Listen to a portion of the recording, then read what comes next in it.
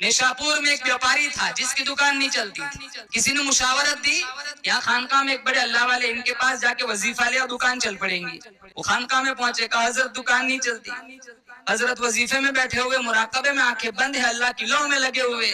गर्दन उठाई, कहा बेटा पूरा पूरा तोल के दिया कर. इन्हें बड़ा झटका लगा, इन्हें कैसे पता चला मैं डंडी मारता हूँ. फिर इन्होंने आदत बना ली, मैंने कस्टमर को तोल के नहीं देना है, ग्राहक से कहना है खुद ही तोल के ले जाओ.